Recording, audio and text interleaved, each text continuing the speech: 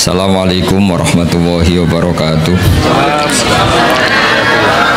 Bismillahirrahmanirrahim.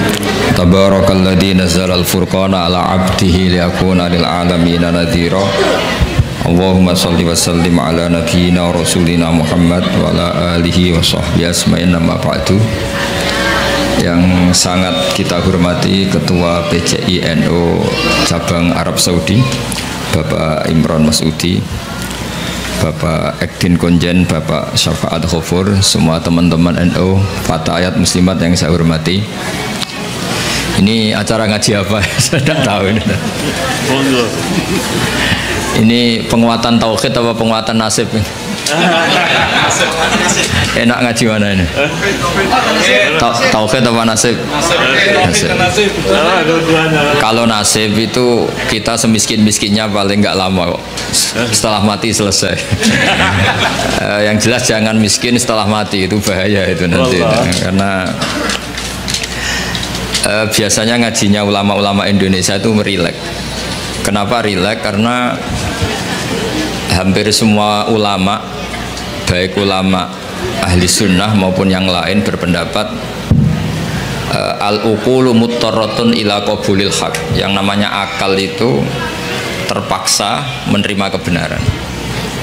Sehingga dalam tradisi aswaja, saya ulang lagi, saya nyebut aswaja bukan ahli sunnah karena selalu ada pergeseran dalam percaturan nama ini. Dulu yang namanya ahli sunnah itu ya ahli sunnah, sekarang kalau kontra Syiah pasti namanya apa? Sunni sekarang. Meskipun di internal Sunni ada yang percaya wasilah, ada yang mengharamkan wasilah. Tapi saya tidak mau mendiskusikan itu. Saya mau cerita bapak-bapak, ibu-ibu, mbak-mbak yang saya cintai, yang saya hormati. Kebenaran itu sesuatu yang absolut. Karena absolut, maka akal ini pasti menerima. Saya beri contoh yang ringan-ringan saja. Misalnya kita akan bilang bahwa baju saya ini putih, peci saya ini hitam. Karena itu satu keniscayaan, maka kita tidak perlu memaksa orang untuk mengatakan peci ini hitam, baju ini putih. Begitu juga keniscayaan kalau Tuhan itu harus zat yang qadim.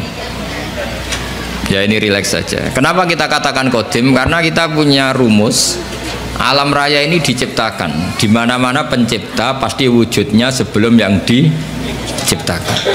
Sehingga kita dengan santai menerangkan ke anak-anak Allah itu qadim, qidam. Karena yang diciptakan ini sesuatu yang nyata, seperti langit bumi ini nyata. Nyata itu ya nyata, nyata itu real.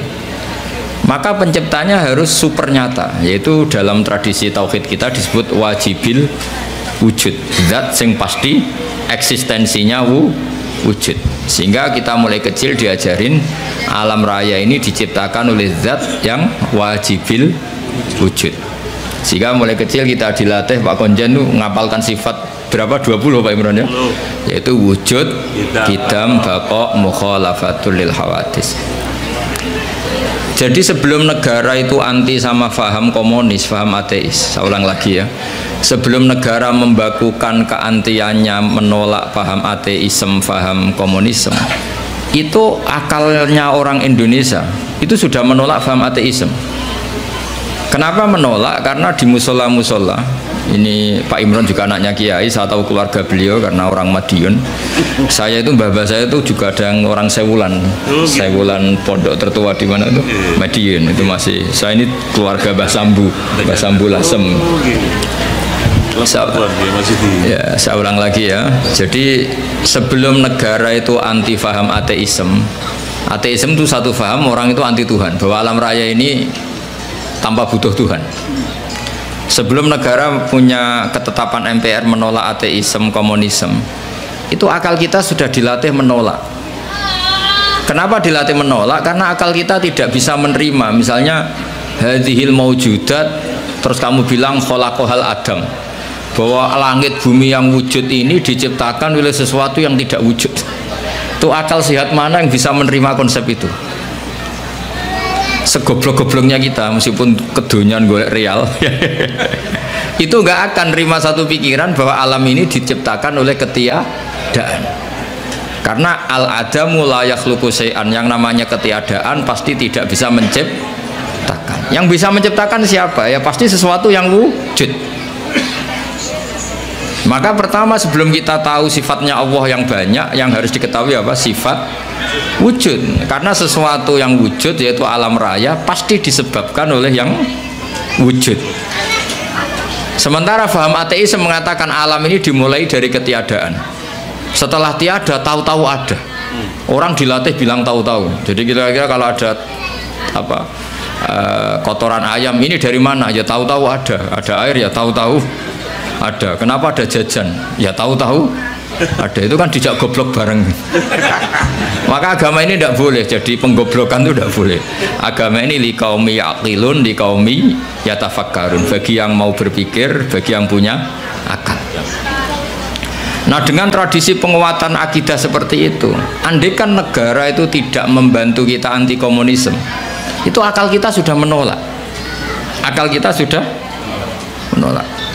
Tapi alhamdulillah akal sudah menolak, negara juga menolak. Sehingga bangsa Indonesia insya Allah jadi bangsa yang mubarakah, bangsa yang diberkahi. Karena sering ada keselarasan antara keputusan Islam dan keputusan negara. Nah, tapi teori saya begini Pak Gunjani, saya pernah ke Korea, pernah ke Thailand, pernah ke Malaysia. Kira-kira di era modern, suatu saat negara ini satu dunia lah, bukan negara, satu dunia ini menjadi globalisme, sudah mengglobal. Dan nanti ideologi, akidah, atau pemikiran itu pasti bebas, karena dianggap itu hak asasi manusia. Maka saya minta madrasah sini juga yang lain-lain. Nanti pertarungannya adalah pertarungan logika. Karena negara tidak terlalu bisa diharapkan tadi, misalnya negara Uni Soviet itu kadung komunis, misalnya. Negara Cina kadung komunis, Korea Selatan juga begitu. Beberapa negara Eropa kapitalisme. Dan beberapa negara yang lain sudah milih ideologi tertentu. Kalau kita mengandalkan negara, maka pertarungan-pertarungan akal itu tidak pada semestinya. Tapi kalau kita mengandalkan al-barohin wal hujjat, itu adalah logika yang disebut oleh Allah qul falillahil hujjatul balighah. Itu maka Islam itu akan nyaman. Saya beri contoh begini, misalnya kita ngajar di Eropa atau di Amerika. Kita bandingkan saja. Kamu milih Tuhan yang sebelum ada alam raya ini atau Tuhan yang sudah lahir di bumi?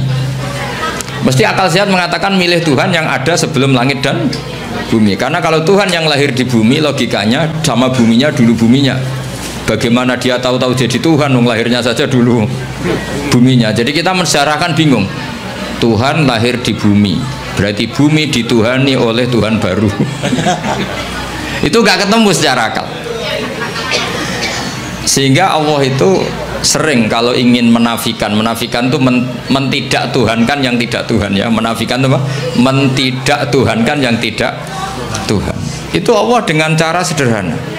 Sederhana itu mudah. Jadi dulu yang namanya Jubair bin Mut'im itu adalah mediator kafir Quraisy yang disuruh membebaskan Asra Badrin, tawanan perang-perang apa? Badar. Karena dia orang cerdas, dia jadikan mediator untuk nego sama Rasulullah SAW.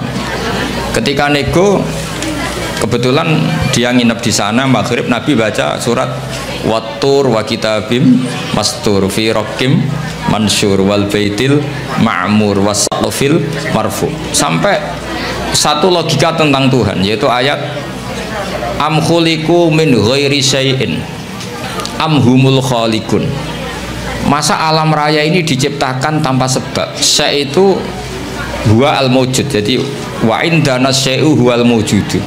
Masa alam raya ini yang mawjud, yang punya eksistensi, yang wujudnya nyata, kemudian diciptakan oleh sesuatu yang tidak wujud. Akhirnya Jubair bin Mut'im itu mikir, am humul khaliqun, atau memang kalau kamu gak percaya Allah itu gak ada, apa jangan-jangan mereka kalian semua ini yang menciptakan langit bumi? Makanya dipertanyakan Allah am khalaqus samawati wal ard. Sampai ada sekian pertanyaan, termasuk Qul ara'aytum ma tad'una min dunillah aruni madza khalaqu minal ardi am lahum syirkun fis samawat. Orang-orang yang kamu tuhankan Lata, Uzza, Hubal, apa ikut berkontribusi saat langit bumi diciptakan? Sehingga pertanyaan-pertanyaan Allah itu menohok. Akhirnya kata Jubair bin Mut'im, Mataraka Muhammadun li aqdina syai'an. Muhammad tidak meninggalkan akal kita sama sekali. Maksudnya logika tentang Tuhan Lata Uzza itu nggak masuk sama sekali. Karena tadi misalnya, makanya dalam Quran ini yang perlu dikuatkan adalah akidah. Karena saya bayangkan setelah nanti dunia ini global, yang bisa mengawal Islam itu hanya al-barohin wal hujjah, yaitu logika. Karena negara pasti punya sistem, misalnya di luar Indonesia atau di luar Timur Tengah, pasti sistemnya kalau nggak ateisme ya kapitalisme. Maka kata Imam Nawawi, Syekh Nawawi, kebanggaan kita, karena beliau orang Banten tapi hidup di Mekah sampai bergelar Sayyidu Ulama'il Hijaz. Itu setiap menafsirkan fa inna hisbawahi humul ghalibun, sampai lihat di semua ayat yang di situ diterangkan, pasti logika Islam itu menang. Itu diterangkan kata beliau, bil hujat wal barohin, amma bisaulah falah, katanya. Kemenangan Islam itu pasti dengan argumentasi ilmiah. Kalau soal kekuasaan itu tidak mesti. Kita tahu Rasulullah pernah kalah di perang Uhud, dan itu Allah dengan enteng ya, dengan santai ngendikan watilkal ayam nudawiluha bainan nas. Kalau perang itu pertarungan fisik antar manusia, sehingga bisa saja Rasulullah yang hak kadang-kadang kalah, yaitu kayak di perang Uhud. Tapi Rasulullah sebagai pembawa kebenaran, yaitu yang sesuai dengan akal sehat, itu ayatnya ja'al haqqu wa zahaqal batil innal batila kana zahuqa. Jadi misalnya ini, saya beri contoh, Zaid sama Umar misalnya, kata Umar 1 tambah 1 itu 2, kata Zaid 3. Mungkin dalam pertarungan yang bilang 2 itu kalah, mati. Tapi dalam logika 1 tambah 1 2 itu akan menang selamanya lama, karena 1 tambah 1 3 itu sesuatu yang batil atau yang mukhal. Fir'aun bisa jadi Tuhan saat dia kuasa. Musa terdesak karena dia seorang raja. Semua orang Mesir dipaksa menuhankan Fir'aun. Fir'aun bisa menang. Buktinya beberapa orang yang tidak mengakui Fir'aun Tuhan mati terbunuh. Berarti Fir'aun menang sebagai raja dia. Tapi tidak akan menang sebagai logika. Karena logika manapun menolak ketuhanan Fir'aun. Makanya ketika Rasulullah diberi kekalahan dalam perang fisik, istilahnya Allah watilkal ayyam nudawiluha bainan nas. Ini pertarungan antar manusia, bukan antar hak dan batil. Kalau antar hak dan batil pasti ja'al haqqu wa zahaqal batil. Kalau barang hak itu ada, pasti yang batil ini hilang. Fa innal batila ma la wujudalah. Yang namanya batil sesuatu yang nggak punya eksistensi. Makanya sebagian Quran mengistilahkan qul ja'al haqqu wa ma yubdi'ul batil wa ma yu'id. Sesuatu yang batil itu bermula saja nggak pernah. Yubdi itu maknanya bermula saja tidak pernah, apalagi bereksistensi. Bermula saja tidak pernah. Pernah nggak 1 ditambah 1 jadi 7? Kan enggak kan? Bermula saja enggak, apalagi mempertahankan apa? Eksistensinya. Jadi kira-kira Fir'aun ya tidak pernah Tuhan, Namrud ya tidak pernah Tuhan, begitu juga yang dipertuhankan selain Allah selamanya nggak pernah sebagai Tuhan. Karena apa? Yang dikatakan Tuhan adalah zat yang paling punya pengaruh pada alam raya ini, tentu harus bersifat qadim. Nah sementara Fir'aun ada tanggal lahirnya, Tuhan-Tuhan yang lain juga ada tanggal lahirnya, bahkan ada tahunnya 2000 berapa gitu. Nah, itu kalau alam raya umurnya 5.000 tahun saja sudah bingung Tuhannya, karena dulu alamnya. Sehingga ketika Fir'aun merasa sebagai Tuhan, itu cara mengalahkan Musa itu tidak dengan kekuasaan, tapi dengan argumentasi. Yaitu ketika Fir'aun tanya Musa, lalu kalau kamu punya Tuhan yang lain, Tuhan kamu siapa? Kata Musa, yang menuhani langit bumi, Rabbus samawati wal ard. Fir'aun masih bisa ngeles. Kata Fir'aun, saya sering jalan-jalan, yang dituhankan orang itu saya. Makanya kata Fir'aun, ma'alim tulakum min ilahin ghairi. Setahu saya yang dituhankan itu saya. Soal kemungkinan Tuhan Musa ada di langit, terus dia manggil Haman. Haman itu arsitektur handal. Ya Hamanu bnili sorhal ali ablughul asbab as-samawati fa'attali'a ila ilahi Musa. Haman bikinkan piramida yang tinggi supaya saya bisa melihat Tuhannya Fir'aun. Tuhannya siapa? Musa. Andai kan adu argumentasi ini nunggu piramida jadi, maka Musa akan kalah. Karena setelah dilihat pun Tuhan tidak akan pernah kelihatan. Maka Musa agak mau, kalau pakai logika itu Musa pasti kalah. Tapi Musa pakai logika sederhana yang Fir'aun itu terperanjat dan menjadikan orang sekeliling Fir'aun menjadi mukmin, yaitu dengan logika Rabbukum wa Rabbu abaikumul awwalin, yang menuhani nenek moyang kamu. Itu kaget Fir'aun. Orang-orang juga langsung jadi mukmin, yang meskipun yaktumu imana, menyembunyikan apa? Karena logikanya kalau Fir'aun Tuhan berarti buyutnya tanpa Tuhan. Kan zaman buyutnya Tuhannya belum lahir. Berarti ini ada makhlukun yataqaddamu khaliqan, ada makhluk mendahului Tuhan. Sehingga orang-orang terus mikir, oh, Fir'aun geblek tenan, pangeran udah mbah di buyut. Kalau di mbah di buyut berarti buyutnya tanpa pangeran, karena pangerannya datang terlambat. Ya kan, Fir'aun kan punya bin. Terus sementara dia yang Tuhan, bapaknya enggak Tuhan, mbahnya enggak Tuhan, buyut-buyutnya. Berarti Tuhan, anak cucu tidak Tuhan. Logika itu tidak masuk. Maka kita mulai kecil di musala-musala diajarkan wujud, qidam, baqo. Logikanya gampang saja. Alam raya ini kadung wujud. Kalau kadung wujud, nggak boleh kita punya rumus ini alam yang wujud diciptakan oleh yang tidak wujud. Itu mbok akal paling nggak waras pun. Ini gimana? Suatu yang tidak wujud berperan pada yang wujud. Pasti nggak masuk akal. Makanya kata Ibnu Hajar al-Asqalani, penyarah kitab Bukhari, yaitu disebut kitab apa, Fathul Bari Bisyarhil Bukhari, itu beliau ngendikan salasun mangkunna fihi wajada halawatal iman. 3 hal ini kalau kamu tahu, kamu merasakan, akan menemukan manisnya iman. Itu kata Syekh Ibnu Hajar al-Asqalani, ngendikannya begini, wa hadza huwa al-musamma bil iltizat al-aqli. Saya masih ingat, ini yang dinamakan kenyamanan secara berpikir. Jadi halawatal iman menurut beliau adalah orang yang sampai ke rutbatul iman, ke derajat iman karena kekuatan berpikir. Misalnya begini, kamu bisa tidur gak kira-kira kalau dipaksa oleh satu ideologi yang jadi Tuhan tuh Fir'aun. Dia lahir di bumi, punya bapak, mbah-mbahnya gak Tuhan, yang mulai Tuhan ya Fir'aun itu. Karena dia Tuhan maka dia pencipta mbah-mbahnya, padahal dia datang terlambat. Itu otak kamu paksa nerima itu tuh gak bisa nerima. Karena aneh, Tuhan kok datang terlambat. Fir'aun itu Tuhan, tapi lahirnya sama wujudnya dulu bumi yang dituhani. Mesti kamu kan balik loh, podo-podo pangeran atau bumi ini tidak Fir'aun kan gitu. Nah, beda dengan akidah Islam. Akidah Islam itu yang membuat kita bisa tidur nyaman, merasakan halawatal iman, karena alam raya ini diciptakan oleh zat yang lebih dulu ketimbang alam raya ini. Zat ini karena pencipta bersifat super, terus oleh ulama disebut wajibil wujud. Karena pencipta datangnya harus lebih awal timbang yang diciptakan, sehingga zat ini berstatus qadim atau al-awwal. Karena dia pencipta maka dia superior, karena superior tidak terkalahkan, maka zat ini bersifat baqo, wujud, qidam, baqo. Karena zat ini super maka nggak boleh ada kembarannya. Pak Imran saja nggak mau ditandingi apalagi Tuhan.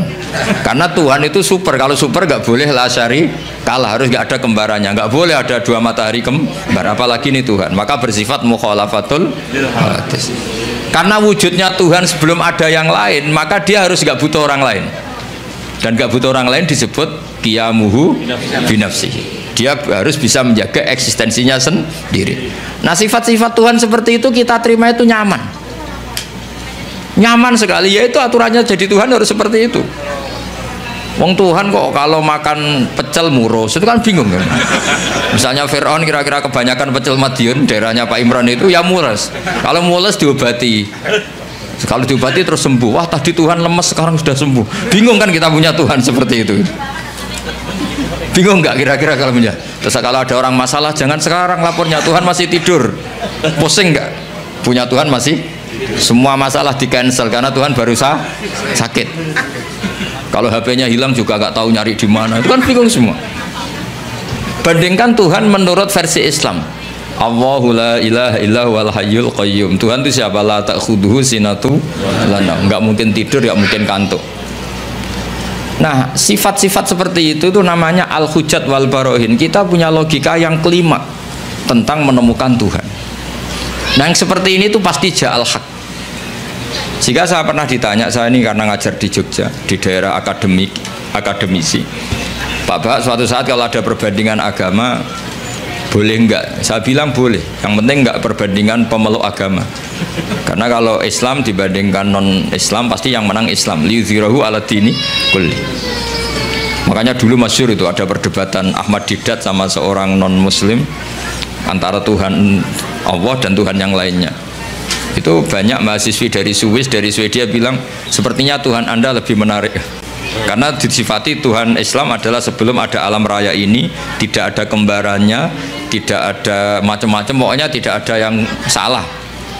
Sementara Tuhan yang lainnya lahirnya di bumi, ada tanggalnya, pernah kecil, mungkin pernah kalau jalan jatuh, mungkin pernah macam-macam, sehingga nggak meyakinkan berstatus sebagai apa? Tuhan. Nah, kalau kamu cara beriman seperti ini namanya sudah ja'al haqqu wa zahaqal batil. Maka harus dibedakan Islam dan orang Islam. Kalau orang Islam mungkin di daerah yang mayoritas Muslim copetnya juga Muslim, nanti koruptornya juga Muslim, sehingga nggak bisa dibanggakan Muslimnya. Tapi kalau Islamnya selalu bisa dibanggakan. Makanya saya bilang kalau ada perbandingan agama itu ya Islamnya, jangan orangnya.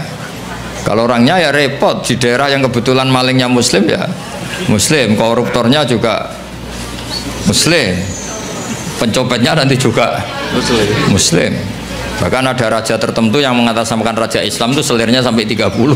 Mana ada Islam menghalalkan sampai 30. Tapi itu kan orang Islam, bukan aturan Islam. Nah itu kan repot. Nah sekarang yang kita sesali kajian agama atau perbandingan agama itu yang dikaji itu orangnya, sehingga kita sering kalah. Misalnya nyuwun sewu beberapa negara tertentu yang mengatasnamakan negara Islam sering perang, terus itu dianggap cerminan Islam, padahal Islam rahmatal lil alamin. Tapi kalau orang Islam yang tidak rahmat ya banyak yang selalu suka mendolimi orang lain. Maka kita harus hati-hati mana perilaku seseorang dan mana itu Islam. Sehingga perang itu, perang zaman Nabi itu ada perang nudawiluha bainan nas, perang yang dihitung sebagai manusia, ada perang yang dihitung bainal haqqi wa bainal batil. Kalau perang itu antara pertarungan benar dan salah, pasti yang menang itu benar. Karena tadi qul ja'al haqqu wa ma yubdi'ul batilu wa ma yu'id. Sesuatu hak itu pasti datang, maknanya pasti punya eksistensi. Seperti putih. Putih ini ya memang putih, punya eksistensi putih. Yang mengatakan ini hitam meskipun dalam pertarung menang tetap dia kalah. Bisa saja mengatakan baju saya putih itu kalau duel fisik menang yang mengatakan hitam. Duel fisik ya. Tapi dia tidak akan menang selamanya karena dia dianggap gendeng. Masa putih dibilang hitam? Paham ya ini logika ini ya? Di sini ada istilah ja'al haqqu wa zahaqal batil. Sehingga Quran itu unik cara ngajari kita berfilsafat. Kalau ada kalimat itu salah itu disebut kata Quran kaburat kalimatan takhruju min afwahihim. Ada satu kalimat atau perkataan yang menjadi kalimat itu karena diucapkan oleh lisan. Allah menyebut kaburat kalimatan takhruju min, seperti sampean bilang bajunya Gus Ba itu hitam, itu ya satu kalimat tapi menjadi kalimat karena diucapkan. Tapi iyakuluna illa kadiba, kalimat itu bohong, wong putih kok dibilang hitam. Ada kalimat yang memang menunjuk musamanya. Kalau dalam ilmu mantek, kalimat yang menjadi kalimat karena menunjuk hakikat, itu yang kalimatu hakin. Seperti orang yang bilang baju Gus Ba itu putih, dia menjadi kalimat karena mengatakan sesuatu yang sesuai kenyataan. Sehingga kalimat tauhid disebut kalimatu haqqin 'alaiha nahya wa 'alaiha namut. Itu satu kalimat yang memang hak, memang nyata, memang yang Tuhan itu Allah. Sehingga mengatakan Tuhan itu Allah adalah kalimatu haqqin. Tapi yang mengatakan misalnya Fir'aun itu Tuhan, itu disebut kalimatul batil, menjadi kalimat karena diucapkan, bukan karena menunjuk hakikat. Paham ya ini ya? Itu hebatnya Quran melatih kita. Jadi ada kalimat penunjuk kebenaran, ada kalimat menjadi kalimat karena diucapkan. Makanya disebut kaburat kalimatan takhruju min afwah. Sehingga kalimat itu punya problem. Problemnya apa? Yaitu sekali salah awalnya, ini diskusi ringan tapi masalah tauhid. Itu kalau salah awalnya akan salah terus. Sehingga Nabi Adam pertama diajari Allah itu tentang penamaan sesuatu, wa 'allama Adamal asma. Karena semua kemusyrikan itu dimulai dari salah nama. Ya, dimulai dari misalnya gini, zaman kafir Quraisy atau kafir Arab jahiliyah dulu, zaman itu bilang ini Lata, ini Manat, Manat dari kata Manan. Ini berhala pemberi, ini Al-Uzza, berhala yang agung. Coba kalau dari awal dibahasakan hakikat, oh ini batu Ponorogo ini, pemahatnya Pak Imron, dulu dijual ke sini itu kredit. Itu nggak ada sakralnya sama sekali. Karena menjadi sakral atau disakralkan karena inhiya illa asmaun samaitumuha antum wa abaukum, karena kamu salah memberi nama maka ini mendapat posisi. Jadi ini dikatakan Al-Manan pemberi, Al-Manat, Al-Uzza yang agung. Coba kalau dari awal berhala itu dikatakan apa? Wah ini batu pahatannya siapa ya, harganya berapa ya? Kan sudah ada kepikiran menuhankan. Terus ketahanannya sampai kapan ya kalau sering kena hujan, kena panas? Wah itu kan nggak keren sama sekali. Tapi gara-gara salah nama, awas tuh nak mbok pisau kualat. Kalau tidak kamu mandikan kualat. Kalau tidak kamu sembah kualat. Terus ada teror-teror ini, terus akan-akan ini Tuhan. Maka semua kesalahan manusia itu dimulai dari salah memberi nama. Makanya Mbah Mun itu gak suka kalau ada nama salah itu. Termasuk beliau ngeritik wong Jawa nak digawe jenenge ewoh. Ewoh itu kan ribet. Mulane akhirnya ribet tenan wong darane apa? Darane apa? Ewoh. Ewoh itu maknane ribet. Makanya ulama dulu itu kalau guyon itu mau lucu-lucunan tok. Imam Syafi'i itu pernah dikasih tahu orang yang tadi nyucup jenengan, yang sama jenengan dohirnya takzim, itu setelah keluar dari jenengan ngerasani jenengan, berarti dia munafik. Tapi jawab Imam Syafi'i itu lucu, enggak ada apa-apa. Kenapa? Berarti saya wibawa, ngomong di depan saya nggak berani gitu. Jadi dianggap enteng saja. Jadi, itu Imam Syafi'i.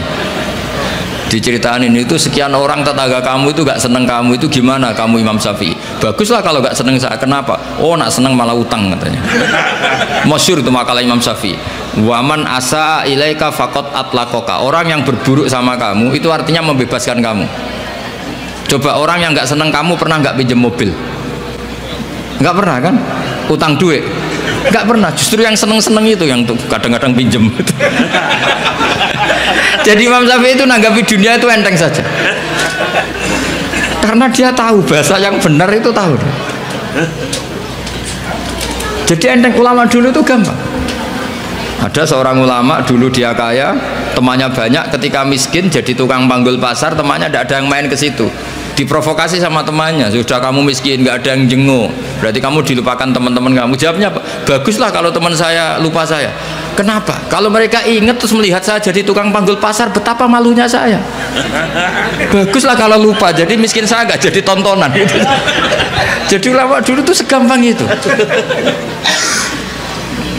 Karena ilmunya banyak, jadinya melihat fakta itu gampang saja.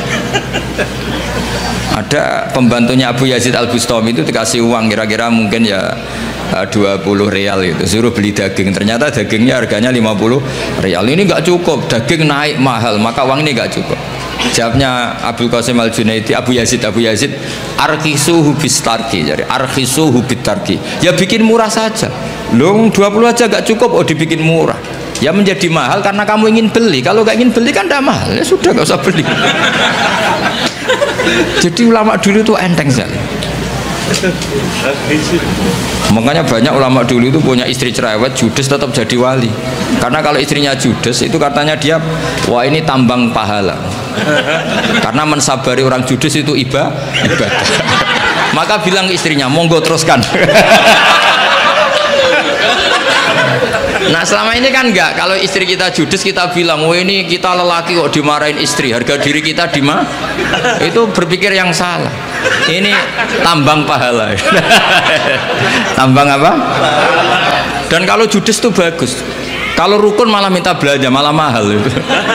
Coba kalau sedang mesra itu mintanya istri apa? Belanja kan? Murah mana? Pas marah sama pas rukun? Biayanya itu. Murah mana? Pas neng-nengan sama pas harmonis? Mahal mana? Mahal pas harmonis. Maka anggap saja gitu, pas neng-nengan alhamdulillah ini jeda. Meskipun dimarahi terus lama-lama jantungan mati. Jadi mau saya cerita, jadi ulama dulu itu gampang sekali. Karena sekali sesuatu itu salah nama, itu bahaya. Makanya pertama Nabi Adam diajari wa 'allama Adamal asma. Maka alhamdulillah kita dari awal mengatakan bumi ini makhluk diciptakan, manusia juga makhluk diciptakan. Sehingga status kita, andaikan kita dari awal mengatakan Fir'aun makhluk, Nabi Isa juga makhluk, mungkin nggak menuhankan orang yang berstatus makhluk. Tapi kita kadang nggak mengatakan manusia itu manusia super yang seakan-akan hidupnya nggak butuh orang lain. Maka saudara Rasulullah ketika begitu bangganya dikatakan gelar saya terbaik kata Nabi adalah Abdullah, hamba Allah. Karena Nabi gak ingin nasibnya seperti Nabi Isa.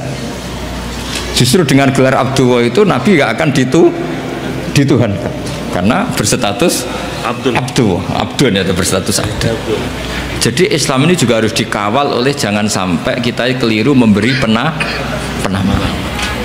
Saya di Jogja sering memberi saran ke bapak-bapak ibu, kalau kamu bilang anak, wah ini anak nanti membiayai setelah kuliah biaya lagi, nikah biaya lagi, maka kamu lihat anak ini problem. Tapi kalau kamu melihat anak ini penerus sujud saya, penerus kebaikan saya, kalau saya sudah mati tabungan saya adalah di anak. Saya sujud, anak saya sujud, cucu saya sujud, cucu saya penyembah Allah, pecinta Rasulullah. Maka melihat anak ini sebagai penerus kebaikan, maka menganggap anak itu penting. Sehingga Allah kalau mengistilahkan anak itu apa? Walladzina amanu wattaba'athum dzurriyyatuhum biimanin. Kita melihat anak itu, ini generasi penerus iman saya, ini generasi penerus sujud saya, maka kita melihat anak ini senang. Tapi kalau dari awal melihat sebagai apa? Beban, maka terus anak ini problem. Sampai kalau asik kumpul istri terus jadi hamil. Loh kok hamil padahal saya ada ingin. Anak-anaknya sendiri, loh hamil padahal saya ada ingin. Apalagi kalau terpaut setahun. Loh anakmu kok kacek sidik, kesundulan aku yurah niat. Jadi ini baru ada nih. Sedang ada nama. Ada. Belum. Jadi saya mohon sekali, jadi agama ini hanya bisa dikawal dengan al-hujjat atau logika. Makanya dikatakan Allah wa tilka hujjatuna atainaha Ibrahim ala qaum. Tapi sekarang banyak orang itu nggak berlatih argumentasi, sehingga di tradisi Aswaja NU orang harus hafal akidatul awam, harus hafal sifat wajib 20, sifat muhal 20, terus sifat wajibnya Nabi 4, sifat muhalnya Nabi 4, sifat jaiznya 1. Tanpa itu semua kita tidak bisa ngawal apa? Islam. Karena pertarungan duniawi itu menyudutkan Islam. Misalnya Anda bilang, katanya orang Islam itu hidupnya fid dunya hasanah, orang Ethiopia kok miskin-miskin, kamu tidak bisa jawab. Tapi kalau kamu membela Islam dengan logika, misalnya mereka menuhankan makhluk yang lahir di bumi, kamu menuhankan zat yang adanya sebelum langit dan bumi. Kira-kira kalau adu argumentasi menang mana? Keabsahan sebagai Tuhan. Tentu lebih logis yang ada sebelum langit dan bumi, yang layak berstatus sebagai Tuhan. Nah itu yang harus mengawal Islam itu, liqaumi ya'qilun, liqaumi yatafakkar. Sehingga dulu Nabi itu kalau menerangkan tauhid itu gampang sekali. Saya berkali-kali cerita kalau ngaji, dulu orang kafir jahiliyah itu Tuhannya banyak karena problemnya banyak. Sehingga ketika Nabi mengajarkan satu konsep Tuhan satu atau tauhid, itu mereka bilang gini, aja'alal alihata ilaha wahida inna hadza la syai'un ujab. Masa urusan banyak kok Tuhannya satu, ini aneh. Makanya mereka bilang apa? Aja'alal alihata ilahau wahidah. Masa Tuhan yang banyak menjadi satu, ini aneh. Problem kita banyak, kasus kita banyak. Harusnya Tuhannya juga banyak. Terus Nabi secara santai menerangkan, kalau kamu jadi pembantu atau jadi budak, terus punya majikan banyak, perintahnya beda-beda, kamu pusing nggak? Wah ya pusing Muhammad, mendingan majikan satu. Terus Kanjeng Nabi bilang, inna rabbakum sayyidukum, Tuhan kamu adalah majikan kamu. Kalau Tuhannya banyak merintahkan semua, pusing kamu. Ya sudah mat, Tuhannya satu saja. Itu yang dimaksud daraballahu mathalar rajulan fihi syuraka'u mutasyakisuna wa rajulan salamal lirrajul hal astawiyani masalah. Alhamdulillah, Allah membuat satu perumpamaan, ada orang punya majikan banyak yang perintahnya beda-beda dengan orang yang hanya mengabdi satu majikan. Kira-kira kamu milih mana? Milih yang satu majikan. Terus ketika mereka menuhankan berhala itu, Nabi bikin contoh itu sederhana sekali. Daraballahu masalan abdam mamlukan. Allah memberi satu perumpamaan begini. Nabi itu pidato begini. Andaikan ada budak yang buta, sudah buta tuli, kamu mau nggak tak kasih pembantu yang seperti itu? Wah ya nggak mau Muhammad, pembantu kok malah ngerepotin ya. Berarti itu nggak sah jadi pembantu, nggak sah. Lalu jadi pembantu saja nggak sah, kok jadi Tuhan? Yaitu berhala itu kalau potong tangannya terputus ya dibangun lagi, kalau kotor dimandikan. Itu kan Tuhan kok ngerepotin.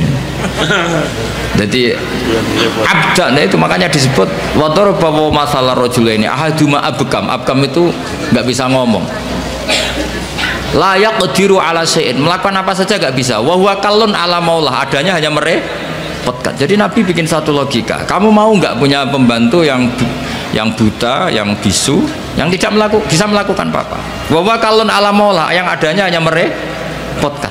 Mereka jawab nggak mau Muhammad. Nah sekarang Tuhan kamu yang kamu sembah itu Lata Uzza, itu kan merepotkan. Kalau kotor kamu mandikan, kalau ada yang potong terputus kamu tata lagi. Itu logika.